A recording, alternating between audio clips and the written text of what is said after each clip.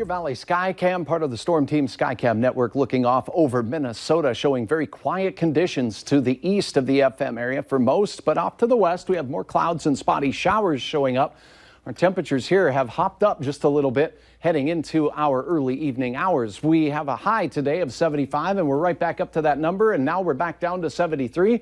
Northeast wind at 13 miles per hour. Moorhead out at your airport at 73 degrees as well. Temperatures cooler in the Devil's Lake Basin and Grand Forks, 69 there, 70 for Valley City. It's a little warmer in Sisseton at 77 degrees.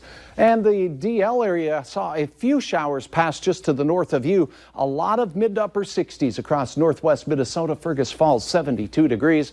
Here are those showers dissipating and exiting the lakes area. But as we look off to the west, we see a couple of rumbles of thunder here. And as we look at where the dark greens and yellows are, brief heavy showers quickly passing over the area, mainly in parts of LaMoure County, Dickey County, and southern and western Stutsman County near Cleveland at this hour.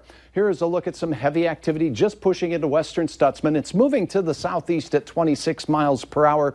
And if you're in Edgeley, this little thunder shower mainly going to pass off to the north and to the east of you and head towards your neighbors there. Quieting conditions in Lakes Country for the most part right now, so it looks like a very quiet evening for the vast majority of us in the northern portion and eastern portion of the viewing area. However, southeast North Dakota, hit and miss showers through sunset, and then it quiets down for the majority of us overnight. Mostly clear skies. Will start our day near 50 to 55 across the region. The wind direction tomorrow will bring a little chance at some afternoon heating, but also just a few hit and miss clouds out there.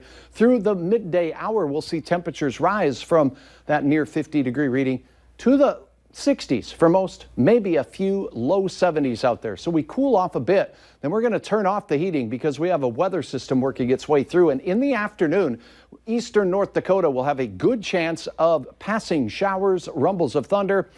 Some hail possible with these, some lightning as well. Not expecting widespread severe, but we could see one or two of these become severe. As we go into the drive time, that's when the core of the activity moves right over the Red River Valley, and then in the evening, it pushes off into western Minnesota.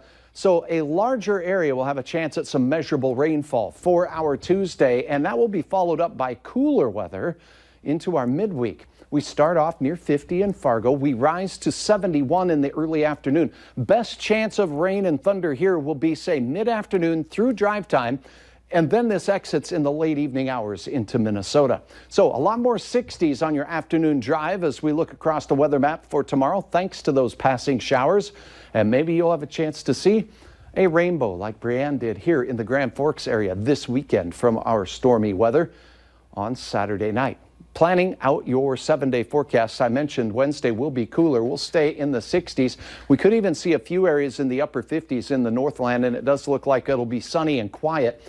South winds return a little bit of heat to the area, and by Friday, we'll be warm, but there'll be a chance of some thunderstorms developing across the area as we go into your Father's Day weekend. And Mike, it looks like a wet one on Saturday as well.